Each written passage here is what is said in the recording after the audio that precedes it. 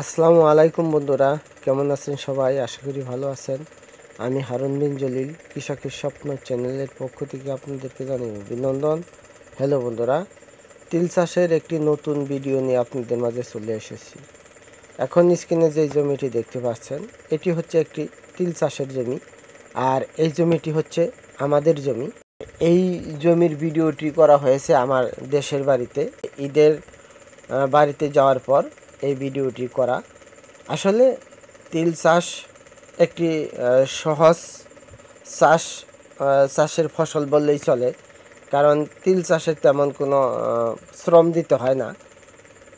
তিল চাষ করতে গিয়ে প্রথমে যেই কাজগুলো করতে হয় সেটি হচ্ছে জমি 3 থেকে 4টি চাষ দিয়ে তারপর তিলের যে বীজগুলো রয়েছে সেই বীজগুলো ছিটিয়ে দিলেই চলে। আর তিলের জমিতে সারের খরচটা একদমই কম। শুধু গাছগুলো গজিয়ে 3 থেকে 4 ইঞ্চি হওয়ার পর তিলের জমিতে একবার উপরি সার প্রয়োগ করলেই দেখা যায় যে আর কোনো সার প্রয়োগ করতে হয় না। এখন স্ক্রিনে যে জমিটি দেখতে পাচ্ছেন, এই জমিতে শুধুমাত্র একবার সার প্রয়োগ করা হয়েছে। আর এতেই দেখা যায় যে তিলের যে ফুল আসার পরে তিলের গাছে এখন কাঠিগুলা যেটা সেগুলাও অলরেডি চলে এসেছে। আর তিল চাষের একটি যেটা সমস্যা সেটি হচ্ছে তিল গাছের পচনক্রিয়ার সমস্যা হয়ে থাকে। আর পচনের জন্য মোটামুটি ছত্রাকনাশকের যেই কীটনাশকগুলো রয়েছে সেই যে কোনো একটি কীটনাশক দিলেই তিলের যে গুঁড়া পচা রোগ সেটা নিয়ন্ত্রণ না করা সম্ভব হয়। তবে তিল চাষের জন্য জমি লাগে বেশিরভাগই উঁচা জমি। এটা দেখা যায় যে পানি একদমই সহ্য করতে পারে না। জমিতে যদি পানি 2-3 দিন আটকে থাকে তাহলে তিল গাছ মরে যায়। সেজন্য পানি নিষ্কাশনের ব্যবস্থাটা থাকা খুবই উত্তম। তবে তিল গাছের যখন কাঠিগুলো চলে আসে, যখন বাড়তি হয়ে যায়, তখন যদি তিলের জমিতে পানি আসে তখন তেমন সমস্যা হয় না। কিন্তু যখন তিল গাছের বয়সগুলো খুবই কম থাকে, তিল গাছগুলো কমলা থাকে, এই সময় যদি তিলের জমিতে পানি বা জলবদ্ধতার সৃষ্টি হয় তাহলে দেখা যায় যে তিল গাছগুলো সহজেই মরে পচে যায়, বা তিল গাছের যে গুঁড়া রয়েছে সেই গুঁড়াগুলো পচনক্রিয়া ধরে এবং তিল গাছগুলো একদমই মরে যায়।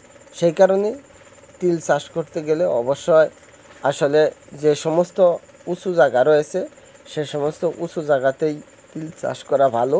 তবে নিচু জমিতেও তিল চাষ করা যায়, সেখানে যাতে করে জলবদ্ধতার সৃষ্টি না হয়, অর্থাৎ জলবদ্ধতা সৃষ্টি হওয়ার পূর্বেই যাতে তিলগুলো উত্তোলন করা যায়, এই সমস্ত জমিতেই তিল চাষ করা হয়ে থাকে। আমাদের অবশ্যই এই যে সমস্ত চর এলাকা রয়েছে এই সমস্ত চর এলাকাতেও কিন্তু তিল চাষ করা হয়ে থাকে এই বর্ষা মৌসুমে। কিন্তু দেখা যায় যে বর্ষা মৌসুমে যখন নদীতে পানি আসা শুরু করে দেয় তার পূর্বেই তিলগুলো তারা হারভেস্টিং করে, তিলের গাছগুলো কেটে নিয়ে আসে।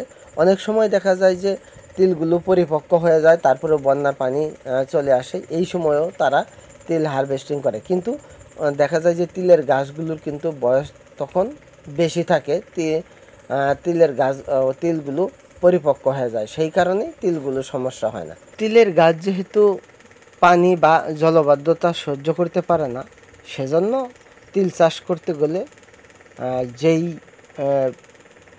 কথাটা মাথায় রাখতে হবে সেটি হচ্ছে যে তিল জমিতে যাতে তিল পরিপক্ক হওয়ার পূর্বেই কোনোভাবে জলবদ্ধতার সৃষ্টি না হয়।